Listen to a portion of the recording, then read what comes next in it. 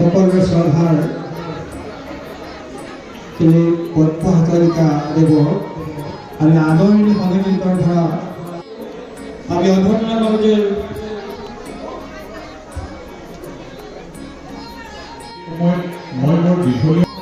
বিধায়ক মহোদয়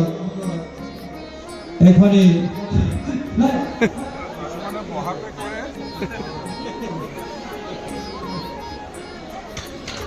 আমাৰ সন্মানীয় পদ্ম হাজৰিকা আমাৰ বিধায়ক আমি তেখেতক আদৰণি সমেতৰ পৰা আদৰিছোঁ। আমি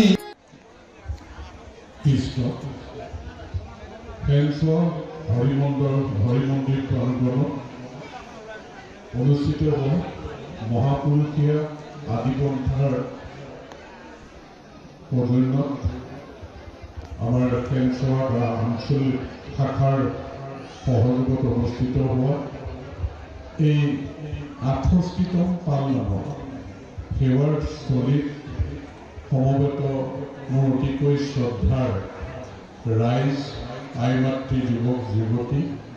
আৰু দিহানামৰ কাৰণে প্ৰস্তুত হৈ থকা মোৰ অতিকৈ শ্ৰদ্ধাৰ দিহানামৰ নেতৃত্ব লোৱা আৰু সহযোগীসকল মই সকলোকে সশ্ৰদ্ধ প্ৰণাম যাচিছোঁ। আৰু আজি আপোনালোকে এনেধৰণে মহাপুৰুষীয়া আদিপন্থাৰ যি অসম ভিত্তিক আপোনালোক সংগঠিত হৈ আছে আৰু আপোনালোকে ফেঞ্চোৱা শাখাই যি এক উদ্যোগ গ্ৰহণ কৰিছে ইয়াত সেই 68তম পালনাম উদযাপন কৰিবৰ কাৰণে আজি এই হৰিমন্দিৰ প্ৰাংগণ আচলতে পূৰ্ণ তীৰ্থত পৰিণত হৈছে যে ইয়াত আকাশ বাতাস হৰিনামৰে মুখৰিত হৈ থাকিব। আপোনালোকে সকলোৰে শান্তিৰ কাৰণে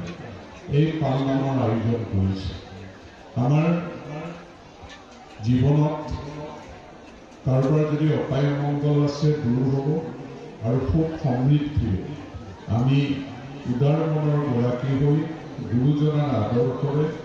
আমি আধ্যাত্মিক চিন্তাৰ পৰিৱেশৰ মাজেৰে অসমীয়া জাতিক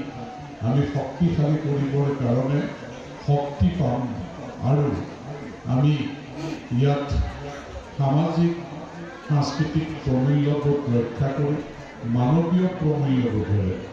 আমি এখন সুস্থ শক্তিশালী সমাজ আগুৱাই দিবলৈ সক্ষম হওঁ। আৰু মই আশা কৰোঁ উঠি অহা প্ৰজন্ম বিশেষকৈ আমাৰ ডেকা শক্তি ইয়াত যথেষ্টখিনি যুৱক যুৱতীক দেখা পাইছোঁ। তেওঁলোকে জাতীয় সাজপাৰেৰে এই পালনামত সহযোগ কৰাটো আমাৰ কাৰণে বৰ শুভচিন্তক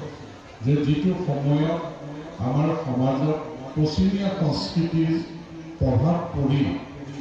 নেতিবাচক প্ৰভাৱ পৰি এচাম যুৱক উশৃংখল বা বিপথে পৰিচালিত হৈছে সেই সময়ত মহাপুৰুষীয়া আদিপন্থাৰ এই পদক্ষেপে আমাৰ যুৱক যুৱতীসকলক গুৰুজনাৰ আদৰ্শৰ প্ৰতি বা আধ্যাত্মিক সেই চিন্তাৰ মাজলৈ অহাৰ যি এক পৰিৱেশ হৈছে ই সঁচাকৈ শলাগ ল'বলগীয়া। ইয়ে আমাৰ সমাজখনত মৰম চেনেহ সমন্বয় সম্প্ৰীতি আৰু মানৱীয় প্ৰমূল্যবোধ ৰক্ষা কৰি আমাৰ ল'ৰা ছোৱালীক উঠি অহা ছাত্ৰ ছাত্ৰীসকলক আমি মানৱ সম্পদ হিচাপে সৃষ্টি কৰি আমাৰ অঞ্চলৰ গৌৰৱ তথা আমাৰ জাতিৰ গৌৰৱ আমাৰ দেশৰ গৌৰৱ হিচাপে আমি প্ৰতিষ্ঠিত কৰিব পাৰিম। যে এইখন অসমত বৰ্তমান সময়ত সময় আহ্বান আঁকোৱালি লৈ আমাৰ যি কৰ্ম সংস্কৃতিৰ এটা যাত্ৰা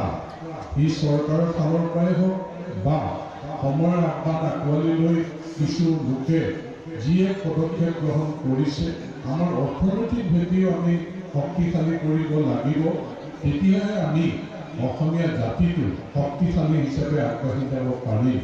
আৰু সেইকাৰণে মই আহ্বান জনাওঁ ই এক সময়ৰ আহ্বান আমি আধ্যাত্মিক পৰিৱেশ